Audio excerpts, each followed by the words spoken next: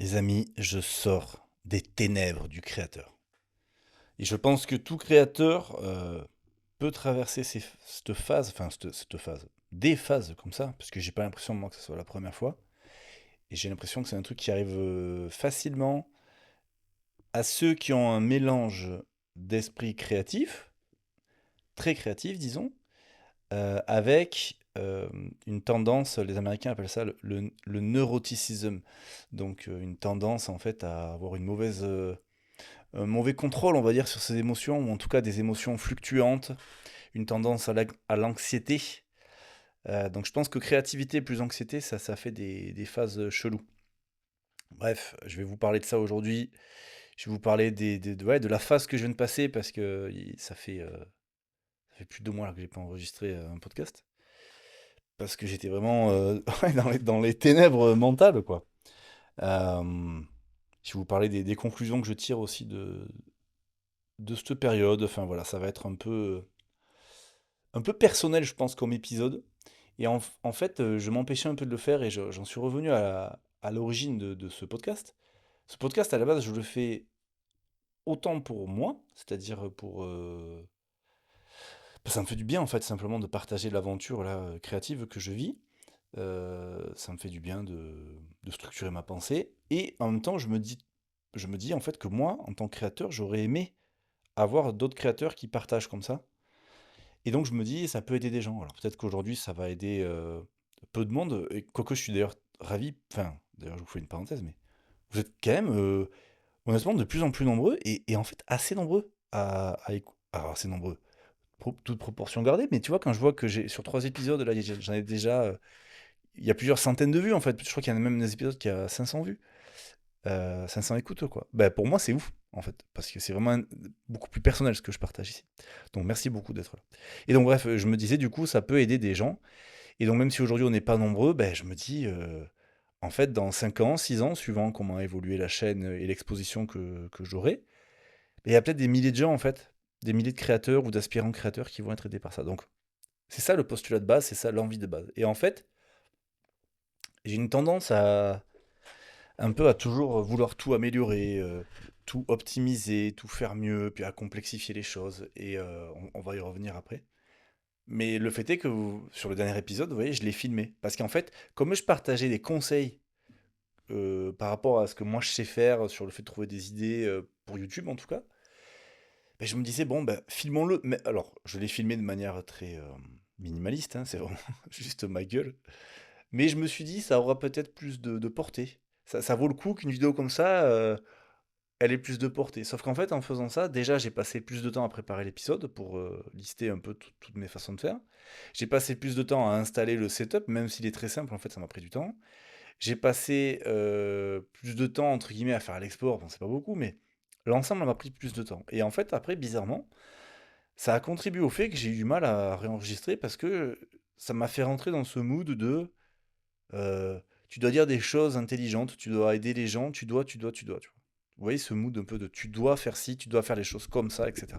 Alors qu'à la base, ce podcast, voilà, c'est moi qui parle, quoi. Point. C'est moi qui partage le truc et on osef de la forme un peu, quoi. Voilà. Et donc, je suis tombé dans ce truc-là, mais je suis pas tombé dans ce truc-là par hasard, je suis tombé dans ce truc-là parce que je vous dis, j'ai eu une phase générale, en fait, euh, de ce truc-là. Qu'est-ce qui s'est passé? En fait, pour vous refaire un peu la genèse. Putain, j'ai la chaise qui craque. Attends, d'ailleurs, tu sais quoi? Avant de vous faire la genèse, je me fais un petit café. Putain, un petit café d'ailleurs qui est pas totalement chaud. Je déteste ça. J'adore les cafés brûlants. Que je galère un peu à boire, vous voyez? J'aime ça. Cette phrase. Non, j'ai parlé un peu vite, il est quand même pas mal. Donc, qu'est-ce qui s'est passé, les gars? Ben, la dernière fois que j'ai parlé, je venais donc sortir la vidéo sur le roi de la nuit, Game of Thrones, tout ça. Vidéo qui a donc pas très bien marché.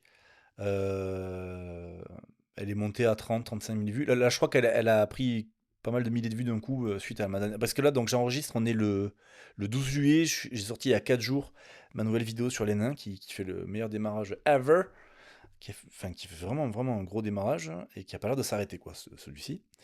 Et donc là, la vidéo sur le roi de la nuit a repris pas mal de vues. Mais bon, bref, à l'époque, donc je venais de la sortir, la vidéo galérait, j'ai essayé de rattraper le coup, j'ai fait différents tests de miniatures et de titres, bon, j'ai jamais réussi à la relancer. Il y a eu voilà, il y a des faiblesses dans la vidéo que j'ai compris après coup, mais bon, on n'est pas là pour parler de ça, mais le fait est que j'en étais à ce stade-là. Et en fait, quand j'ai enregistré le podcast, vous voyez, j'étais dans cette phase un peu en force, là, où j'étais encore en train d'essayer d'améliorer plein de choses et tout. Mais en gros, avant que j'ai sorti la vidéo, j'étais déjà dans une phase, on va dire, dangereuse de stress mental. C'est-à-dire que j'étais déjà en train de me rendre compte que le business model YouTube classique, là, de signer des sponsors et tout, à l'échelle à laquelle j'étais, je le trouvais un peu stressant, un peu compliqué. Quand tu es très gros et que tu signes des sponsors à 30 000 euros, je pense que c'est un modèle tout à fait viable, qui a des limites en termes de scaling, mais qui est quand même extrêmement viable et qui te permet d'avoir une vie très intéressante, je pense. Mais à mon échelle, voilà, je me rendais compte que c'était stressant, donc je sors cette vidéo en me disant, bon, je ne vais pas dépendre des sponsors. La vidéo flop, donc ça renforce mon sentiment, mais je prends pas super mal le fait de prendre, de rater la vidéo. C'est-à-dire que c'est l'impression que ça pourrait donner, tu sais, genre j'ai mis plus de 2 mois à ressortir une nouvelle vidéo, alors que la vidéo m'a pas pris 2 mois à créer. Mais bon, j'ai mis plus de 2 mois à sortir une nouvelle vidéo, j'ai mis plus de 2 mois à sortir un nouveau podcast. On pourrait se dire, bon, mais il a eu un down parce qu'en fait la vidéo a pas marché. Mais en fait, c'est pas ça. Honnêtement, ça m'a fait chier que la vidéo marche pas, dans le sens, tu bosses dessus, c'est frustrant, mais mentalement, ça m'a pas. Le fait que la vidéo marche pas qui m'a stressé. Ce qui m'a stressé, c'est d'autres sujets autour voilà, dont je vais vous parler. Et en fait, enfin, ce qui m'a stressé.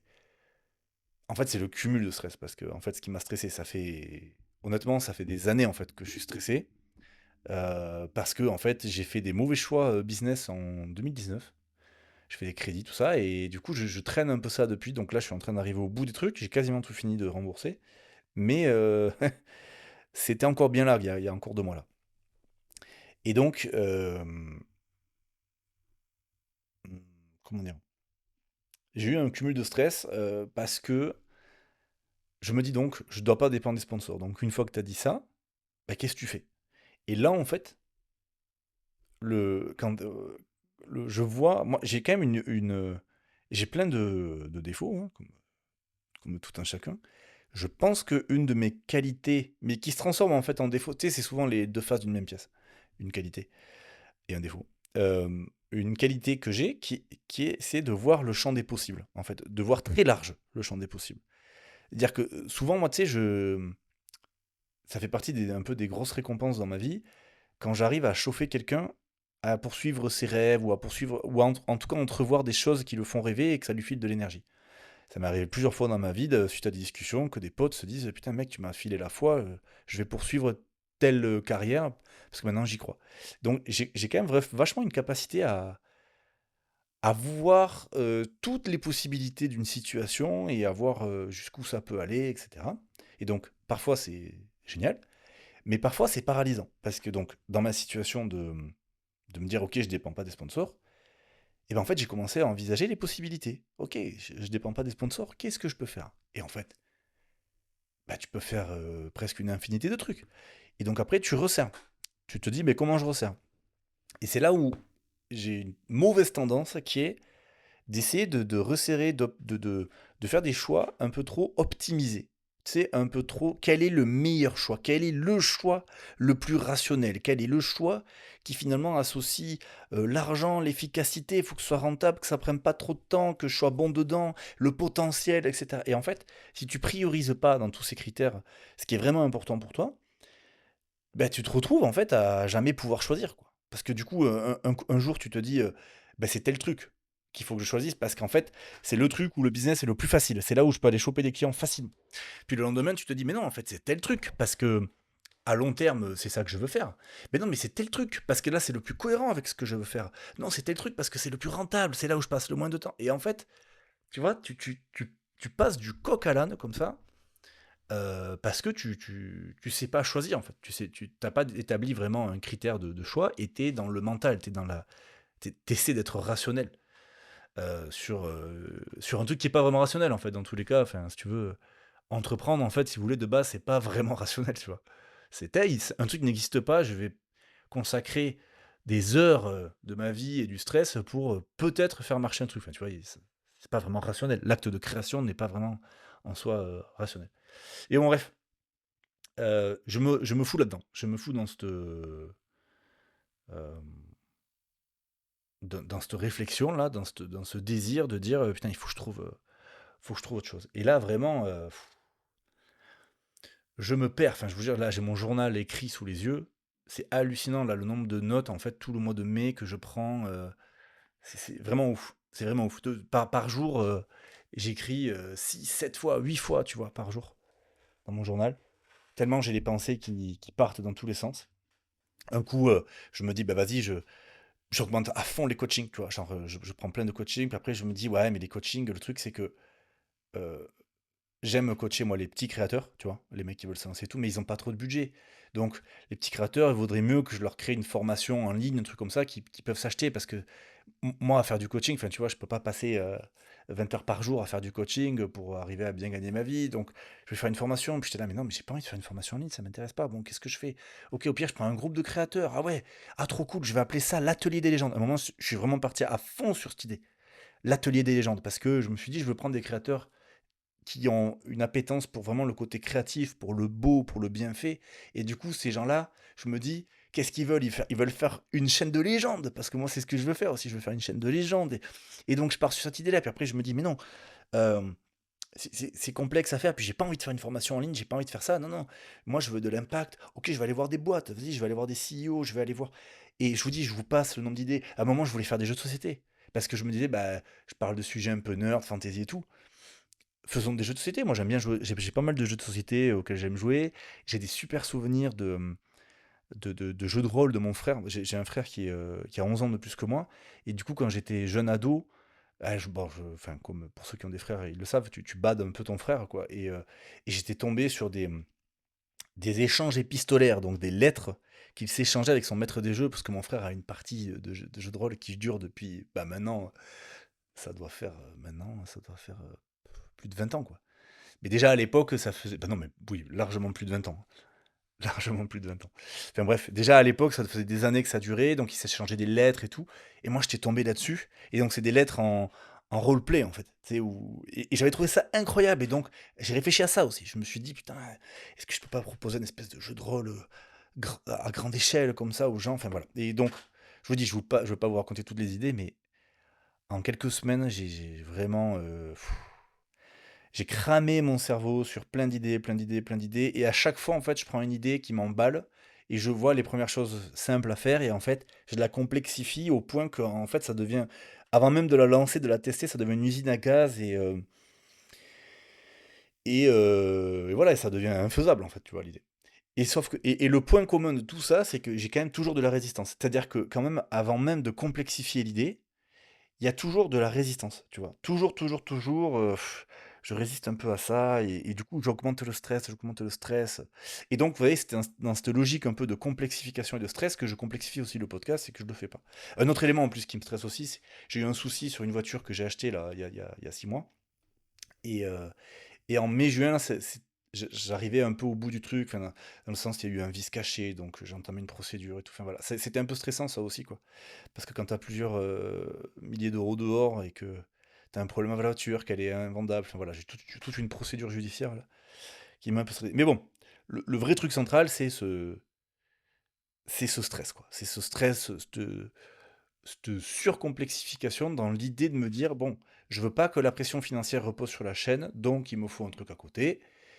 Et donc, ma logique, c'était, je vais faire le truc à la fois le plus logique par rapport à mes compétences et à la chaîne. En fait, c'est un désir de suroptimiser, mais dans le sens de pas laisser passer les opportunités, de tout exploiter au max, tu sais. J'ai une bonne chaîne qui marche, donc faut que je fasse à côté une activité en lien avec la chaîne. C'était ça ma logique, puisque c'est là que je vais arriver à avoir la meilleure opportunité.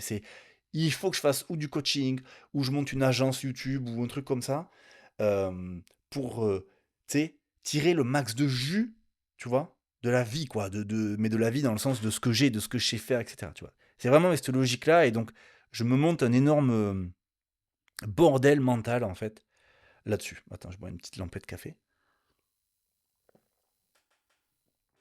Ah putain, j'adore le café. D'ailleurs, les gars, si vous voulez m'offrir des cafés, pour ceux qui n'ont pas vu la vidéo sur les nains, j'ai lancé un Patreon. Je vous mettrai le lien dans le podcast, mais vous cherchez Nibor sur Patreon. C'est un Patreon où je vais à la fois partager en fait les process de création, les scripts, montage et tout, et à la fois, voilà, ça peut être juste si vous voulez soutenir la chaîne. Allez-y. C'était pas prévu, je fais un petit appel à l'action. Bon, bref, je me montre ce truc. Je me montre ce bordel, mais j'arrive pas vraiment à passer à l'action. Je fais quand même quelques appels, tout ça, mais j'arrive pas vraiment à complètement briller. Et surtout, je commence à m'essouffler parce que, comme je vous dis, j'ai derrière moi 5 ans, en fait, de lutte, quoi, où j'ai tout fait en force, là, depuis 5 ans, où je suis toujours en stress, je suis toujours je suis toujours à la limite financièrement, je suis toujours en galère. Enfin, vraiment, j'ai ce truc qui commence à user, quoi. Là, j'ai la corde qui commence à s'user, et du coup, je sens ça. Il y a un moment, je sais pas, ça doit être mi-mai là, je commence un peu à lâcher quoi, à me dire: «Pff, je sature», tu vois? Genre j'arrive plus à prendre des décisions, quoi. J'arrive plus à prendre des décisions, donc je commence à essayer d'un peu de prendre l'air, et surtout, ce qui commence à me faire changer, c'est que je passe un week-end de l'enfer à moi. C'est-à-dire qu'il y a un week-end où mes parents sont là, mes parents sont venus nous voir. Ma femme bosse en plus ce week-end-là, et donc je me retrouve à garder les enfants, mais avec mes parents. Parce que genre en gros, il y a les samedis, souvent, je garde mes enfants seuls, parce que ma femme bosse. Et franchement, c'est des samedis où je finis la journée. Je suis un peu déprimé, c'est affreux à dire, parce que j'aime mes enfants, mais ça me draine d'être seul avec mes enfants toute la journée, genre d'avoir la responsabilité de les gérer seul toute la journée. J'arrive pas à expliquer pourquoi, ça me draine vachement. Tu vois, autant quand je suis avec ma femme, ben, on se régale, mais quand je suis seul, je pense que le côté de... J'aime bien être dans mes pensées, moi, quand même. Et je suppose en tout cas que le côté de jamais pouvoir, d'être toujours en train de devoir surveiller, m'occuper de deux êtres humains en fait, et de pas pouvoir trop me perdre dans mes pensées, je suppose que c'est ça. J'ai du mal à l'expliquer, j'ai un peu honte en fait de ça, parce que vraiment j'aime mes enfants quoi, mais ces samedis-là sont durs. Et donc bref, ce week-end-là, il y a mes parents, et ben malgré ça, il y a mes parents qui m'aident, je suis complètement déprimé, je suis fatigué, je suis abattu, je suis déprimé, je me dis putain il faudrait que je bosse en fait, et ça m'a fait un peu un déclic. C'est-à-dire que le dimanche arrive, je parle avec ma femme, le soir, je suis fatigué, je suis énervé. Enfin, et vraiment, je dis à ma femme, il y a un problème, quoi. C'est pas normal que je sois autant d'aide, en fait, à la fin du week-end. C'est pas normal que je sois à cran comme ça. C'est vraiment pas normal, quoi. Et là, vraiment, ça m'a fait un peu un déclic parce que, tu sais, j'analyse le truc, tu vois, je prends du recul sur ma vie, quoi, depuis quelques années. Et je me dis, mais en fait, je suis tout le temps en stress, quoi. Je suis tout le temps dans l'effort. Je m'octroie jamais trop de vacances. Enfin voilà, c'est pesant pour tout le monde en fait. C'est pesant pour mes enfants, ma femme. La vidéo du Roi de la Nuit, par exemple, j'ai fini de la monter et je l'ai postée. On était en vacances dans la belle famille. Et en fait, moi, je rate plein de moments.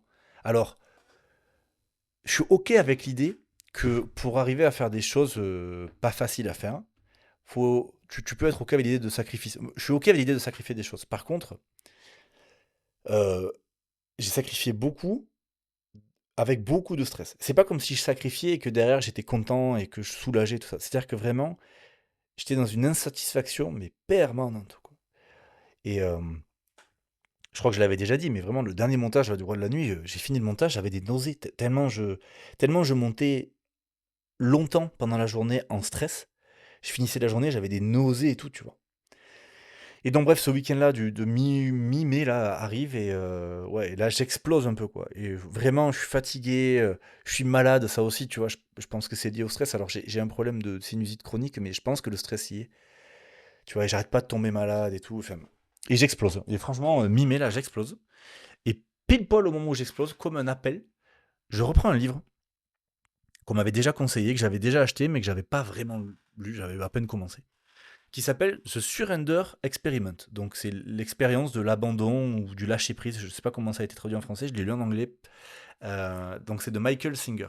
Et je savais juste que le pitch du livre, c'était un mec, un hippie quoi, des années 60-70, qui en fait découvre le yoga et la méditation et veut s'isoler du monde pour méditer. Et en fait, la vie lui envoie des événements, quoi, en fait. Et il se dit, bah, pour être honnête, en fait, avec mon envie d'être dans le lâcher prise et tout, faut que j'accepte ce que la vie m'envoie. Et donc, il fait l'expérience du lâcher-prise, quoi, de l'abandon. Il se dit, vas-y, j'arrête de lutter contre la vie. J'accepte ce que la vie m'envoie. Alors, ça, il devient pas pour autant un yes man à tout, mais globalement, c'est un peu l'idée, quoi. C'est un peu l'idée d'être dans le flot de la vie et d'accepter ce que la vie prévoit. Donc, ça paraît un peu perché comme ça, mais le livre est passionnant. Et ce que je savais en lisant le livre, c'est qu'en gros, le mec, il en vient à monter une boîte qui va être revendue des milliards de dollars. Et donc, ça veut pas dire que quand vous allez lâcher et épouser le flot de la vie, vous allez faire une boîte qui vend des milliards de dollars, mais c'est un peu le pitch du livre, tu vois, pour attirer le chaland, je pense. Et le fait est qu'au moins ça m'attire et de me dire, putain, vas-y, je suis curieux. Et donc, quand j'explose, j'en viens du coup à reprendre ce livre, et d'entrée, en fait, je le lis, et waouh, ça me fait vachement de bien. Parce qu'en fait, c'est. Même si, tu vois, t'es pas dans le spirituel, que tu crois pas au truc perché et tout, tous les exemples qu'il donne dans le livre te font vachement du bien, parce qu'en gros, même si tu ne crois pas à la spiritualité, tu peux utiliser cette idée, qui est un peu l'idée des stoïciens, hein, de la philosophie stoïque, de dire, ben en fait, je contrôle pas ce que la vie m'amène, les événements extérieurs, tout ça, mais je peux contrôler ce qu'il y a à l'intérieur. Et donc, je peux décider, en fait, d'accepter, d'être dans le flow, tu vois, de souffler, de pas stresser, etc. Et donc, je commence à lire ce livre, et putain, vraiment, ça me fait du bien, quoi. Genre, d'entrée, ça me fait du bien. Et donc, bah, suite à cette période de stress intense, je commence un peu à essayer de lâcher prise, tu vois. C'est super dur, hein. C'est vraiment... spoiler alerte, j'y arrive pas tout le temps. J'y arrive peut-être même jamais, j'en sais rien, tu vois. Mais en tout cas, je commence à essayer de lâcher prise. Et je commence par exemple à accepter plein de rendez-vous qu'on me propose. Parce que moi d'habitude je suis vraiment un maniaque de ça, c'est-à-dire que je suis tellement focus sur l'idée que la chaîne doit grossir, je dois bosser, tout ce qui n'est pas du boulot c'est de la perte de temps, etc. Qu'en fait je me coupais de tout, quoi, des rendez-vous, des amis, de la famille, enfin de plein de choses. Et donc là je commence à me dire, allez, relax, on se détend, et donc on accepte des rendez-vous. Donc je me prends des rendez-vous, des gens qui veulent prendre des cafés, des visios, des trucs comme ça. Et donc voilà, je commence à faire ça. Je commence à lâcher, je commence à recontacter les potes de VidéoBiz. Parce que du coup, je me dis, bah, cherche pas à optimiser chaque euro que tu vas gagner, tu vois, genre, parce que VideoBiz, en gros, c'est une boîte, une agence YouTube, quoi, avec laquelle j'avais déjà bossé plusieurs fois, Sylvain Lepoutre et Mathieu Gamer. Et je m'entends super bien avec eux, j'avais arrêté de bosser avec eux, et puis là, je me dis, bah, tu sais quoi, rebosse avec eux, enfin, reteste en tout cas, surrender, en fait. Vraiment, je me mets à me dire surrender sur plein de trucs. Je me dis, oui, oui, c'est pas le plus rentable, en fait, il vaut mieux que tu signes toi-même, mais relax, c'est pas grave, tu vois, tu t'entends bien avec eux, c'est cool de bosser avec des gens, surrender. Et donc voilà, donc je commence à faire ça, à lâcher un peu prise et tout. Et je recommence du coup même à écrire mon script pour la prochaine vidéo, mais en mode tranquille, plus léger, tu vois, sans me stresser. Je me dis, bah, il sera peut-être pas parfait, mais plus léger. Et donc j'avance bien comme ça en mai.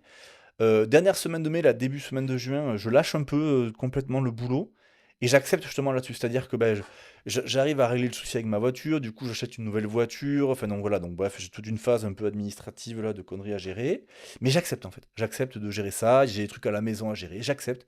Et donc j'avance pas vraiment sur le taf, quoi. Mais je suis en mode lâcher prise et j'accepte et je me mets même à faire la fête. C'est-à-dire dans la même semaine, j'ai deux anniversaires et je peux vous dire que j'y vais en mode je vais fêter l'anniversaire, quoi. Et donc, chose qui m'était pas arrivée depuis des années, je me prends même deux cuites en fait dans la semaine, quoi. Ce qui est pas forcément la meilleure idée hein, pour ton moral, mais je l'assume bien, quoi. Je m'éclate en fait. C'est deux anniversaires où je m'amuse vachement, quoi. Je fais vraiment la fête et je picole sans me stresser. Alors, jusqu'à présent, c'était ça. D'ailleurs, chaque fois que je picolais, je me disais, oh putain, mais tu imagines et tout. Demain, tu vas être fatigué.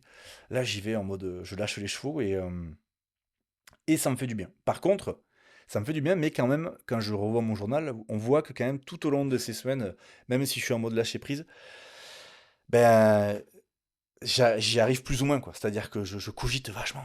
Je cogite vachement, je suis en train de prendre des idées, des notes et tout. J'ai toujours cette envie avec le mental de quand même d'optimiser, de faire un choix qui a du sens, un choix qui est rationnel, qui me permet d'avoir des thunes, mais en même temps de m'exprimer sur la chaîne. Enfin voilà, j'essaie de tout avoir en fait. Donc je continue à être ouais, dans le mental, en fait, vraiment dans le mental. Et petit à petit, mine de rien, j'arrive à délier dans le sens où, bon, mais je reprends le travail sur la chaîne. euh, Ouais, je reprends le travail sur la chaîne, j'avance tranquillement. J'ai des sous quand même, tu vois. Enfin, la chaîne, mine de rien, comme elle fonctionne, elle m'apporte un petit peu de sous tous les mois, là, AdSense. Mais le temps passe et enfin, voilà, j'avance pas des masses, hein, du coup.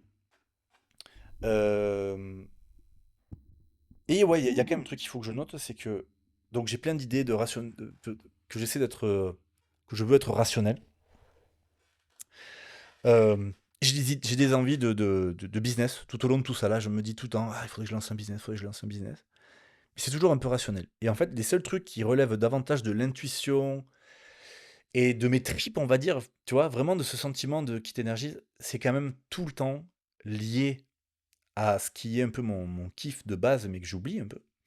C'est-à-dire la fiction, le cinéma, l'audiovisuel, le fait de raconter des histoires, mais en film, quoi. Par exemple, en fait, bêtement, j'ai des amis qui travaillent au Festival de Cannes et je vois leurs stories, tout ça. Je vois des films, en fait, qui sont primés et tout. Et ça me fait rêver. Et alors, du coup, je me questionne là-dessus. Je l'ai écrit dans mon journal. Je me suis dit, attends, attends. Parce que je veux pas que les choses me fassent rêver pour les mauvaises raisons. Genre, si ça vous fait rêver le Festival de Cannes pour les paillettes et la célébrité, à mon avis, c'est une mauvaise raison. C'est pas ça qui va vous épanouir. J'ai des potes qui sont des gens célèbres aujourd'hui. Et je sais que j'en ai parlé avec eux, voilà, j'ai vraiment, c'est un peu cliché à dire, mais j'ai vraiment conscience que c'est pas ça qui rend heureux. Et donc, je me questionne, je me dis, attends, attends, attends, pourquoi? Et en fait, non, moi, c'est pas ça, moi, c'est vraiment toujours la même idée. C'est un truc que j'avais parlé sur une vieille chaîne YouTube, mais c'est vraiment cette idée ça me fait rêver d'écrire un film et de jouer dedans. Et petit à petit, j'ai de plus en plus envie de réaliser des films. Mais à la base, moi, c'était écrire et jouer. Et donc, voilà, quand je vois le Festival de Cannes, je suis là, je prends une bouffée, en fait, à chaque fois ça me reconnecte avec ce truc de oh putain, j'aimerais trop faire vivre ça. Je vais voir Dune 2 au cinéma, je sors de là et je me dis waouh putain, c'est ouf, j'aimerais trop faire vivre ça à des gens. Je remate un peu Arcane là il y a un mois là. Et pareil, Arcane m'a tellement bouleversé comme série que pareil, je me dis j'aimerais trop écrire un truc aussi deep, tu vois. Moi Arcane, j'ai trouvé ça incroyable, les relations père-fille et tout là, enfin, j'ai trouvé ça génial. Euh, Et donc tout ça me marque, mais je sais pas qu'en faire. C'est-à-dire qu'à chaque fois ça me marque et voilà, et j'avance là au fil de mai, au fil de juin. Il s'est pas passé grand-chose. Je prépare la prochaine vidéo et en fait c'est tout ce que j'ai. C'est-à-dire que une fois que j'arrête de me prendre la tête, tu sais, de me dire ah je devrais faire ci, je devrais faire ça, je devrais faire ci, je devrais faire ça. Le seul truc qui me reste c'est quoi? C'est ma chaîne YouTube. Le seul truc qui est un mix entre ça me rapporte de l'argent et je kiffe quand même le faire, c'est ma chaîne YouTube. Donc en fait à chaque fois, je fais que réfléchir, que réfléchir, que réfléchir. Et au bout d'un moment, ça me saoule de réfléchir et de pas trancher. Je me dis ben en fait, qu'est-ce qu'il te reste à faire? Ta chaîne YouTube. Donc je reprends à chaque fois mes vidéos. Et arrive un moment, je crois que c'est mi-juin, je sais plus quand exactement, mais je reçois un appel de réalisateur. En fait, il y a quelques mois, ouais, il y a quelques mois, un pote m'a présenté un réalisateur euh, qui s'appelle Arnaud Mison, hein, je peux en parler, qui est de Lyon et qui est venu aménager à Biarritz. Bref, on a bien sympathisé. Et en fait, il m'a mis en relation du coup avec un autre réalisateur, un jeune réalisateur qui fait son deuxième court-métrage, je crois. Et il me dit, ouais, en fait, on a eu en gros un désistement d'un comédien. Est-ce que tu veux venir jouer le meilleur ami du personnage principal? Et il me dit ça vraiment genre milieu de semaine pour venir jouer le samedi ou le dimanche, quoi. Le samedi, ouais, c'est ça. Et je suis là, ben, en fait, quand il m'appelle et qu'il me dit ça, mais genre, vous imaginez pas, moi, à l'intérieur, espèce d'appel, tu vois, intuitif un grand oui, tu vois, que je suis là, mais ouais. Et donc j'ai dit, ah ouais, mec, je suis trop chaud. Et alors de suite, par contre, du coup, le mental reprend le dessus, enfin le mental, la logique, hein, qui est que, ok, mais je sais pas comment faire parce que ma femme travaille ce week-end. Donc j'ai dit, écoute, je sais pas comment je vais faire, mais oui, je serai là. Hein, genre, envoie-moi le scénario, je suis là. Et donc je raccroche, et évidemment, après, tout le rationnel prend le dessus. Enfin, pas le rationnel, le mental prend le dessus de putain, mais attends, mais je suis pas vraiment un acteur, est-ce que je vais y arriver? Et comment je fais?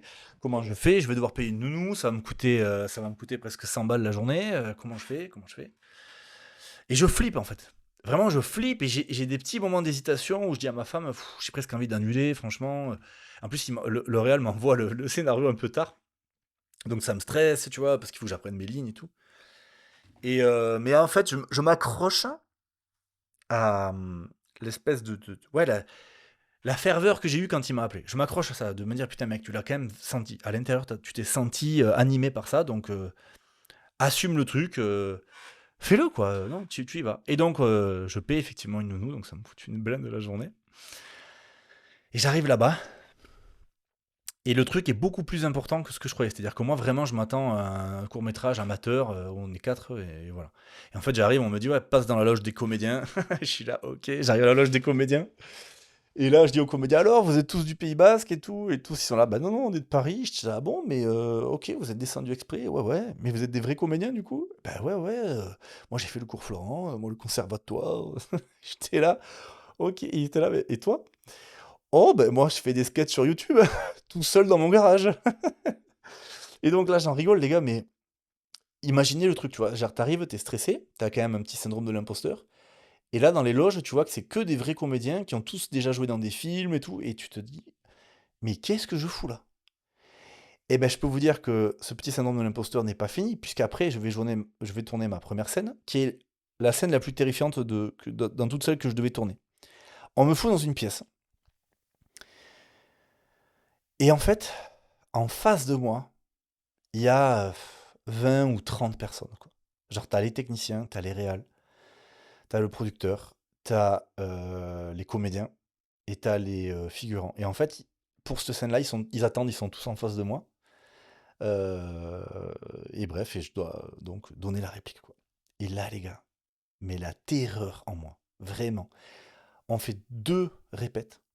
Les deux répètes, je me plante, genre je bafouille, j'oublie mon texte, et je ris bêtement, et je suis là, ah, désolé, c'est parce que j'ai eu le texte un peu tard. Vraiment, je dis ça comme une grosse merde. Je suis là, tu sais, la merde en plus qui se trouve des excuses. Au lieu de juste dire désolé, tu vois, genre t'inquiète, je vais gérer. Ben en fait, je suis là, je me cherche des excuses. Attends, il faut que je boive. J'ai l'impression que je suis une hypo, j'ai faim. Et donc voilà, donc ça c'est pendant les répètes. Par contre, une fois qu'il lance le vrai clap, action. On fait une première prise qui est correcte. Enfin, en tout cas, je me chie pas, tu vois, genre, je suis pas hyper à l'aise encore, mais je me chie pas. Et après les autres prises, ben, en vrai, ça se passe bien. Genre, vraiment, le réal vient me voir, il me dit, ouais, Robin, c'est parfait. Il reprend l'autre comédien en lui disant, échange un peu ça, mais Robin, rien à dire, c'est nickel. Et donc, on l'a fait plusieurs fois, et plus ça va, plus je suis à l'aise. Je me permets des impros. Les jours qui ont suivi les autres jours de tournage, c'était beaucoup plus simple. Il y avait beaucoup moins de monde sur le plateau. On était dans des petits apparts, des trucs comme ça. Enfin, t'as quand même 10 personnes dans la pièce, mais tu vois, ça va. Et là, du coup, j'avais pris mes marques. Le comédien avec qui j'étais, Arnaud de Grandry, me met vachement à l'aise en plus, tu vois. Donc, bref, ça se passe trop bien et je kiffe, quoi. En fait, tout ce long truc, tout ça pour dire, je sors de là, les gars, mais quel bonheur. Genre, vraiment, il y avait longtemps que j'avais pas fait une activité dans ma vie, qui est une activité pro, où une fois que je l'ai fait, je me dis, j'ai kiffé et j'ai vraiment eu le sentiment d'être à ma place, tu vois. Genre de me dire, ce sentiment de contribuer à une œuvre collective, tu vois, d'avoir tout ce monde, on travaille tous ensemble, t'essaies de bien faire le truc, parce qu'en fait, autant c'est marrant de voir les bêtisiers à la télé, autant tu te rends bien compte que là, t'es pris par le temps, c'est du budget, etc. Faut pas déconner, tu vois, enfin, faut au maximum essayer de délivrer. Et je comprends vraiment la notion de jeu, parce qu'en fait, quand je suis tout seul dans mon garage, je joue pour vous, pour les gens qui me regardent, je prends plaisir et tout ça, mais tu t'es tout seul, c'est pas pareil. Là, quand t'es avec un acteur, il y a vraiment la notion de jeu. En plus, le réal nous laisse faire des impros, donc on joue entre nous, on essaie de se faire marrer, de se faire piéger, tu vois, de se piéger. Et donc, bref, je sors de là. Waouh! Vraiment, je me dis, putain, c'était incroyable. Et sauf que du coup, presque ça me chamboule un peu, tu vois. C'est un peu le point d'orgue de tout ce que je vous ai dit avant. Tu sais, j'ai vu le festival de Cannes, Dune, Arcane, et à chaque fois que je vois tous ces trucs, je me prends des tartes et je me dis, putain, mais j'aimerais trop faire ça. Et là, vraiment, je sors de là. C'est comme, tu vois, en plus que je suis en train de dire le surrender et tout. Je le prends vraiment comme, ok, j'ai surrender à la vie m'a amené un court-métrage, en fait, donc je viens de participer pour la première fois de ma vie à un vrai court-métrage qui va diffuser. Euh, et je prends une tarte, quoi. Et vraiment, je me dis, waouh, mais je fais quoi de ça? Tu vois, genre, c'est le contraste entre le kiff que je prends là-dessus, le sens que j'en retire, et ce que je fais après, tu vois, que ce soit mes consultings, que ce soit les coachings, que ce soit même mes vidéos YouTube finalement. Ben, le contraste, il est tellement fort que ça me mine un peu quand même, tu vois. Genre, enfin, ça me mine. Ça me refait cogiter, je repars dans le montage. Alors, j'en fais quoi, j'en fais quoi, j'en fais quoi, tu vois. C'est un peu ça en fait qui vient après, quoi. C'est de me dire, bon, j'en fais quoi. Et je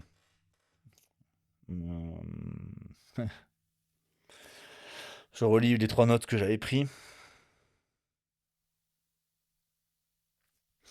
Ah oui, je m'étais noté aussi que en plus d'avoir été énergisé par ça, il y a un autre truc que je me rends compte qui m'énergise aussi, c'est que j'ai un coworking, je bosse dans un coworking qui est pas loin de la côte basque, à Biarritz. Et je me rends compte qu'à chaque fois que je vais me balader au bord de l'océan, là, il y a des touristes qui commencent à arriver avec le début de l'été, là. Je vais dans des cafés, tout ça, ben j'adore en fait. J'adore la vibe, j'adore l'énergie en fait des touristes qui viennent pour se détendre, pour s'amuser, pour passer des bons moments, tu vois. Vu que moi j'aime le divertir les gens, je kiffe la vibe quoi. J'aime me mélanger dans la foule quoi. J'aime, en fait je passe tellement de temps seul à écrire derrière mon écran que euh, je tire de l'énergie en fait de me mélanger au niveau des gens. Et je pense que c'est un truc que j'ai un peu négligé. Et donc voilà, donc c'est un peu les deux trucs en mai-juin que je constate quoi. Surtout en juin du coup. Le côté bon, mais en fait, moi, n'oublie pas, Robin, que t'aimes la fiction et que c'est à la base, c'est ça que tu fais, parce qu'il faut pas oublier que moi, à la base, je lance la chaîne en faisant des sketchs. Je fais des sketchs sur la mafia que j'ai enlevé de la chaîne aujourd'hui, la chaîne Nibor. Je fais le sketch sur Voldemort, qui est toujours là. Et avant ça, j'avais une autre chaîne où j'avais fait des sketchs. Et donc, à la base, moi, je me lance sur YouTube pour faire des sketchs, parce qu'à terme, je veux faire de la fiction, quoi. C'est vraiment ça. In fine, je me retrouve à faire des vidéos comme je fais en ce moment parce qu'elles fonctionnent et que je sais les faire, ces vidéos-là. Attends, je bois. Et donc, je me dis, bah, ces vidéos, il y a quand même des passages de fiction où je fais des sketchs et tout, donc je continue à les faire, ça marche, ça me fait plaisir, et quand ça sera assez gros, je ferai des sketchs, mais à la base, c'est vraiment des sketchs que je veux faire. Et donc j'ai les sketchs et le fait d'être dehors. Et donc j'ai ces deux, ouais, j'ai un peu ces deux constats. Et du coup, je me demande comment faire. Et donc je me pose des questions. Je me dis, est-ce que je fais des vidéos dehors? Je rencontre des gens. Je me dis, on se dit, est-ce qu'on fait un média local pour faire des vidéos, tout ça. Enfin bref, je repars en fait vachement dans le mental, dans le mental, dans le mental. Donc je me réépuise un peu là-dessus. Et petit à petit, ben, j'apprends à surrender. En fait, je médite. Genre, je médite pas tous les jours, mais j'arrive à méditer un petit peu de temps en temps, depuis que j'ai lu ce livre. Et donc, petit à petit, j'apprends à surrender sur différentes choses et surtout à faire le tri, tu vois, sur quoi il faut lâcher prise, etc. Et en fait, j'en reviens toujours un peu aux mêmes conclusions. C'est que là, aujourd'hui, le truc le plus immédiat que j'ai à faire, c'est effectivement faire des vidéos sur ma chaîne. Par contre, et de pas dépendre de la chaîne financièrement. Là, aujourd'hui, je dépends de la chaîne parce que c'est le truc qui me ramène de l'argent le plus vite. Euh, Par contre, ouais, j'ai vraiment tellement reconnecté avec cette idée de faire de la fiction que là, je sais que je veux retourner sur la fiction. Et donc là, c'est pour ça que je fais un peu ce podcast aujourd'hui. Il y a plusieurs trucs. Je veux reprendre les podcasts, je veux le faire beaucoup plus régulièrement, beaucoup plus souvent, de manière beaucoup plus légère. Je veux partager un peu le parcours. Mais en gros, il risque d'y avoir des changements sur la chaîne. Je sais pas à quelle fréquence, je sais pas comment. Je veux pas faire que des vidéos comme celles que je fais en ce moment, où je dois faire des recherches et tout. Je veux faire des vidéos de pure création, des sketchs. Mais pas que des sketchs, je veux aussi produire des espèces de petits courts-métrages sur ma chaîne, je veux tester des choses. Je veux pouvoir aller faire des vrais courts-métrages après pour en fait me rapprocher du cinéma, hein, tout simplement. Euh, Et j'en viens aussi à surrender, à lâcher prise sur la façon dont je vais gagner de l'argent. Parce qu'en fait, je suis en train de lâcher prise sur l'idée de ben, je sais faire du YouTube, donc je vais vendre ça parce que c'est le plus rentable. Là, en fait, pour tout vous dire, je sais pas à quel point cette idée va perdurer, mais je suis en train de me dire que je vais certainement euh, faire des petits jobs. J'ai un pote, j'en ai parlé plein de fois, qui est peintre et qui ouvre des bars à côté. Ben là, j'ai commencé à lui proposer de bosser pour lui. Et c'est vraiment une idée que je pense que je vais pousser. Que ce soit pour lui ou pour d'autres, en fait. Je pense que je vais plutôt me chercher des petits jobs, des mi-temps, des trucs comme ça, ou des extras, où je suis dans une activité beaucoup plus intuitive, beaucoup plus physique. Alors quand je dis physique, je parle pas d'aller casser des pierres, mais dans le sens, tu vois, serveur, c'est physique. Je suis en mouvement, physique et sociale, tu vois. Je vois des gens. Mais en gros, j'ai pas besoin d'utiliser ma créativité et mon analyse. Voilà, c'est ça que je veux dire en fait. Et donc, ça aussi, j'ai lâché prise là-dessus. Plutôt que de chercher le plus rentable, je pense que je vais chercher le plus complémentaire dans le sens qui n'utilise pas les mêmes choses que ce dont j'ai besoin pour jouer la comédie. Jouer la comédie, faire ma chaîne YouTube, écrire, etc. Voilà, donc c'est ça un peu la conclusion. Donc je suis à cette phase de transition, j'en dis pas plus que ça aujourd'hui. Je voulais surtout vous raconter ce qui s'était passé. Euh, Mais voilà, on va voir qu'est-ce que je tire de tout ça. Mais là, je pars quelques jours en vacances. Je vais laisser décanter tout ça, mais il y a de grandes chances que voilà, la prochaine vidéo ce soit plutôt des sketchs sur ma chaîne et que je pousse dans ce sens-là après. Et donc, si jamais vous êtes un créateur et que vous aussi vous partez dans les ténèbres de temps en temps, Je vous conseille vraiment de lire ce livre de Michael Singer, Surrender Experiment. Moi, ça m'a fait un bien fou et, euh, et je pense que ça vous fera du bien. Force à vous.